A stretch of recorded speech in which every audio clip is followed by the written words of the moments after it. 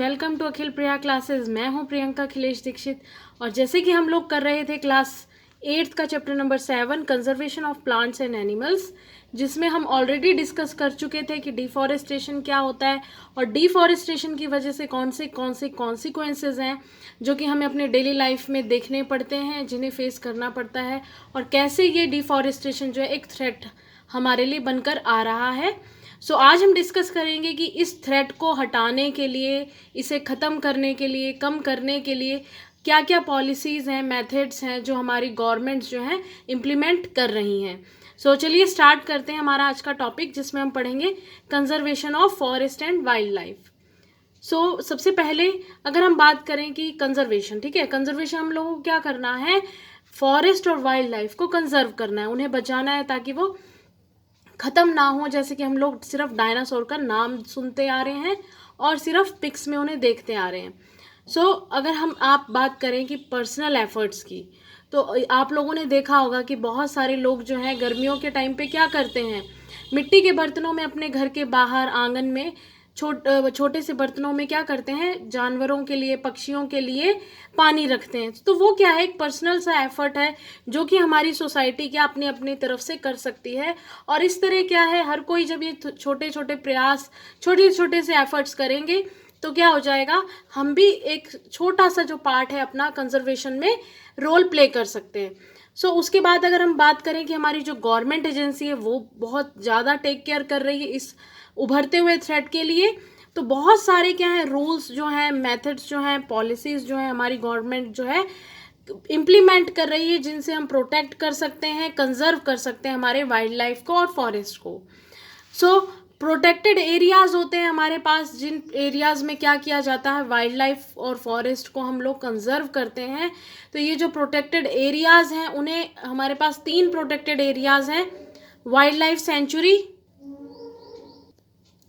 National park, biosphere reserve. ये हमारे पास 3 ऐसे प्रोटेक्टेड एरिया है जहाँ पर क्या होता है, हम लोग प्रोटेक्शन देते हैं conservation of plants and animals को उस पर्टिकुलर एरिया में जहाँ पर भी ये लगाए जा रहे हैं, ठीक है, जहाँ पर भी ये वाइल्ड लाइफ सेंचुरी है, नेशनल पार्क है, बायोस्फीयर रिजर्व है, जहाँ पर भी है ये प्रोटेक्टेड एरियाज, उस एरिया को हम कंजर्वेशन देते हैं प्लांट्स और एनिमल्स को। सो चलिए स्टार्ट करते हैं कि ये एक्चुअली होता क्या है, इसको हम शॉर्ट में देख लेते हैं। सो देखिए, वाइल्ड लाइफ सेंचुरी क्या होता है, ऐसा areas where animals are protected from any disturbance to them and their habitat. यहाँ पे ध्यान रखिएगा, एनिमल्स, ओके। ये कैसा है, वाइल्ड लाइफ सेंचुरी एक ऐसा एरिया होता है जहाँ पर क्या होता है, हमारे एनिमल्स को प्रोटेक्शन दी जाती है, जहाँ की वो नेचुरल हैबिटेट में अपना रह सके कंफर्टेबली, उन्हें कोई भी परेशानी ना हो, उनकी परेशानियों को पूरा देखा जाता है, ठीक है। उसके बाद हमारे पास प्रोटेक्टेड एरिया आ रहा है number 2, that is national park. तो नेशनल पार्क में क्या होता है, areas reserve for wild life where they can freely use the habitats and natural resources, ठीक है। तो यहाँ पर आप देखिए कि ये ऐसे एरिया होते हैं जहाँ पर हम वाइल्ड लाइफ को नेचुरली हैबिटेट जो है वो प्रोवाइड करते हैं और नेचुरल रिसोर्सेज जो है वो लोग फ्रीली यूज़ कर सकते हैं। तो अब आप सोच रहे होंगे कि वाइल्ड लाइफ सेंचुरी और नेशनल पार्क दोनों सेम हो गया, जहाँ पर हम दोनों को क्या कर रहे हैं, कंजर्वेशन प्रोवाइड कर रहे हैं। तो देखिए डिफरेंस क्या है इन दोनों के बीच, इसे ध्यान से सुनिएगा। वाइल्ड लाइफ सेंचुरी जो है, हम बात कर रहे हैं एनिमल्स, तो वाइल्ड लाइफ सेंचुरी में क्या है, आप सिर्फ और सिर्फ एनिमल्स हो गए, इंसेक्ट्स हो गए, माइक्रो ऑर्गेनिजम्स हो गए, उनको आप क्या करते हैं, कंजर्व करते हैं। लेकिन अगर हम बात करते हैं नेशनल पार्क की, तो वहाँ पर आप जो कंजर्व कर रहे हैं, प्लांट्स को भी कंजर्व कर रहे हैं, फॉरेस्ट को कंजर्व कर रहे हैं, और साथ ही साथ आप पूरे जो हमारी एनिमल्स हैं उनको भी कंजर्वेशन दे रहे हैं। उसके साथ ही वाइल्ड लाइफ सेंचुरी जो होता है हमारा, यहाँ पर क्या है, लोग आ जा सकते हैं, यहाँ पर इतना रिस्ट्रिक्शन नहीं होता, रिस्ट्रिक्शन होता है लेकिन अगर आप परमिशन ले लेते हैं तो वहाँ पर आ जा सकते हैं।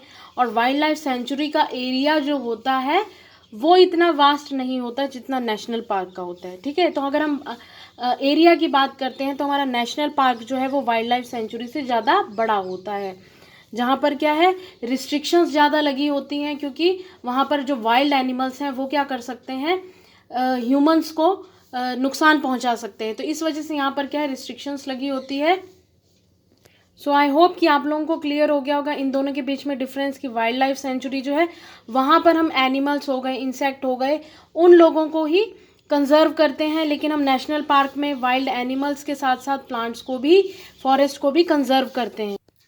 वाइल्ड लाइफ सेंचुरी और नेशनल पार्क के बाद हमारे पास जो थर्ड प्रोटेक्टेड एरिया है वो होता है बायोस्फीयर रिजर्व। सो बायोस्फीयर रिजर्व क्या होता है? ये बहुत ही लार्ज एरिया होता है, ठीक है, यानी कि ये नेशनल पार्क से भी ज़्यादा लार्ज एरिया होगा।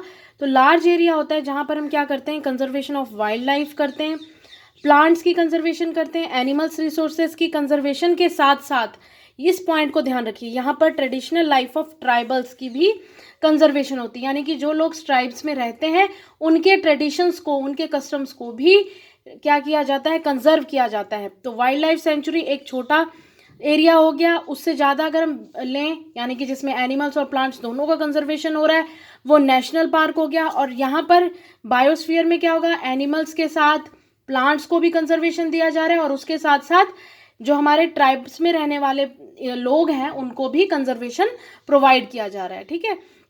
सो आई होप इन तीनों में आपको समझ आ गया होगा, ये हमारे प्रोटेक्टेड एरियाज हैं। सो प्रोटेक्टेड एरिया क्या करते हैं, फ्लोरा और फाउना और जो वहाँ का हैबिटेट है उसको कंजर्व करके रखते हैं।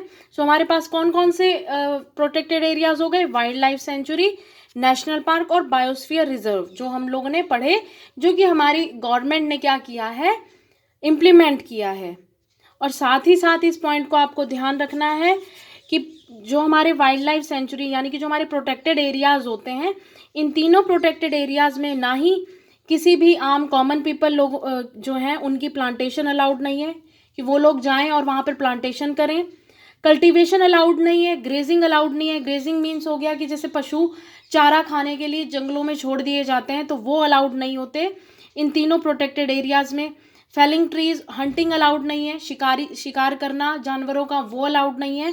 उसके साथ साथ पोचिंग होता है अवैध शिकार, ठीक है। तो इस एरिया में, इन तीनों एरियाज में क्या है, plantation, cultivation, grazing, hunting, poaching जो है बिल्कुल ही प्रोहिबिटेड होती है। सो बायोस्फीयर क्या होता है, पार्ट ऑफ द अर्थ होता है जहाँ पर क्या किया जाता है, लिविंग ऑर्गेनिजम्स को एग्जिस्ट करने के लिए उनकी लाइफ को पूरा सपोर्ट किया जाता है, उन्हें पूरा एनवायरनमेंट जो उनके ग्रोथ और उनके कंजर्वेशन के लिए चाहिए वो प्रोवाइड किया जाता है बायोस्फीयर में। सो आई होप ये क्लियर हो गया होगा आपको। सो अब अगर हम और देखें बायोस्फीयर रिजर्व क्या होता है, तो ये ऐसे एरिया होते हैं जहाँ पर क्या किया जाता है, कंजर्वेशन ऑफ बायोडाइवर्सिटी, यानी कि यहाँ पर हम क्या कर रहे हैं, यहाँ पर हम कंजर्व कर रहे हैं बायोडाइवर्सिटी को। तो बायोडाइवर्सिटी से क्या मतलब होता है हमारा, तो चलिए एक छोटा सा एग्जांपल लेते हैं बायोडाइवर्सिटी को समझने के लिए। बायोडाइवर्सिटी जैसे चलिए इसके डेफिनेशन करते हैं पहले। Biodiversity is the variety of plants, animals and micro organisms generally found in an area. किसी भी एरिया में वैरायटी, आपको इस वर्ड को याद रखना है कि वैरायटी ऑफ प्लांट्स, एनिमल्स और माइक्रो ऑर्गेनिजम्स जो हैं उस एरिया में प्रोटेक्ट किए जा रहे हैं, कंजर्व किए जा रहे हैं। तो अब हम देखते हैं, एग्जांपल लेते हैं बायोडाइवर्सिटी। अगर हम आपका घर ले लें तो आपके घर में क्या है, कितने बायोडाइवर्सिटी हो सकती है, आप हो सकते हो, चूहा आ सकता है घर में, ठीक है, और क्या हो सकता है, छिपकली आ सकती है, इंसेक्ट आ सकते हैं। तो ये क्या हो गई, अगर हम देखें तो कितनी डाइवर्सिटी होगी, बायोडाइवर्सिटी कितनी हो गई, 4-5 तरह की हो गई। फिर अगर हम आपका गार्डन ले लें तो वहाँ पर क्या है, 10 to 15 टाइप्स के प्लांट्स लगे हैं और कुछ इंसेक्ट्स होंगे उनसे ही रिलेटेड जो उन पे पॉलिनेशन वगैरह कर सकते हैं आप। तो वहाँ पर क्या है, आप घर के गार्डन से बाहर निकलोगे तो क्या हो जाएगा, थोड़ा आपके जो रूम से ज़्यादा डाइवर्सिटी आपको बाहर मिलेगी।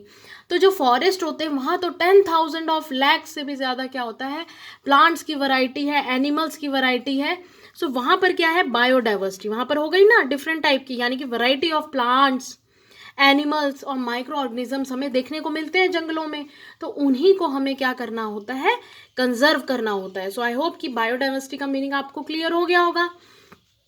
सो बायोस्फीयर जो होता है बेसिकली क्या करता है, मेंटेन करता है बायोडाइवर्सिटी को। आपको इस वर्ड को याद रखना है, मेंटेन क्या करके रखता है बायोस्फीयर रिजर्व, बायोडाइवर्सिटी और उस पर्टिकुलर एरिया का जो कल्चर होता है। कल्चर से हम क्या रिलेट कर रहे थे, जो लोग ट्राइबल में रहते हैं उनके कल्चर को भी यहाँ पर क्या किया जाता है, कंजर्व किया जाता है। सो आई होप क्लियर हो गया होगा। तो इनके अंदर यानी कि बायोस्फीयर रिजर्व, इसको आपको ध्यान रखना है, ये पॉइंट मार्क कर लीजिए। बायोस्फीयर रिजर्व जो होता है उसमें अदर प्रोटेक्टेड एरियाज भी इन्वॉल्व होते हैं। अब कैसे होते हैं देखिए, हमारे हमारे मध्य प्रदेश में क्या है, पचमढ़ी बायोस्फीयर रिजर्व है। ठीक है, ध्यान दीजिएगा, biosphere reserve.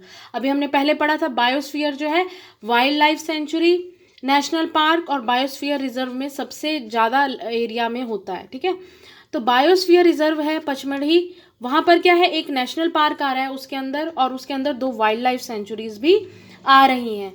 So national park कौन सा आ रहा है पचमढ़ी बायोस्फीयर में, सतपुरा, और उसके साथ अगर हम बात करें वाइल्ड लाइफ सेंचुरीज कौन सी हैं, बोरी और पचमढ़ी। सो यहाँ आप देख सकते हैं कि बायोस्फीयर के अंदर और भी एरियाज, जो हम ये पॉइंट है, और भी एरियाज जो प्रोटेक्ट करे जाते हैं वो भी इन्वॉल्व होते हैं। यहाँ से आपको पता चल गया कि पचमढ़ी बायोस्फीयर रिजर्व में क्या है, एक नेशनल पार्क भी है और 2 वाइल्ड लाइफ सेंचुरी भी है। तो आप यहाँ से भी समझ सकते हैं कि बायोस्फीयर रिजर्व जो है इन तीनों प्रोटेक्टेड एरिया में सबसे ज़्यादा एरिया में होता है, जो हमारी गवर्नमेंट ने इम्प्लीमेंट किया हुआ है।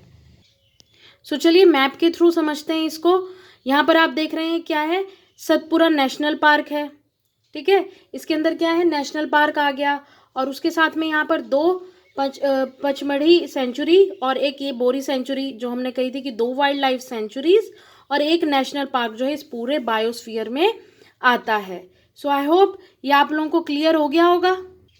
हमने देखा कि कैसे ही एक बायोस्फीयर जो है अपने आप में एक नेशनल पार्क और 2 वाइल्ड लाइफ सेंचुरी को प्रोटेक्ट किए हुए है। ठीक है, तो ये क्या है, हमारा एक रोल है, हमारी गवर्नमेंट का रोल है, हमारी सोसाइटी का रोल है, जिसके थ्रू हम क्या कर सकते हैं, कंजर्व कर सकते हैं हमारे प्लांट्स को, वाइल्ड लाइफ एनिमल्स को और ट्राइबल्स कल्चर को। आई होप ये आपको क्लियर हो गया होगा। चैप्टर के फर्दर पार्ट्स को देखने के लिए चैनल को सब्सक्राइब करिए, वीडियो को लाइक करिए। अगर आपको वीडियो यूजफुल लगी तो आप अपने फ्रेंड्स के साथ इसे शेयर कर सकते हैं। कमेंट बॉक्स में ड्रॉप करके बताइए वीडियो आपको कैसी लगी, कोई क्यूरी हो आप उसे भी बोल सकते हैं। आप मुझे इंस्टाग्राम पे अखिल प्रिया क्लासेस में फॉलो करके भी DM कर सकते हैं। और thank you for watching this video.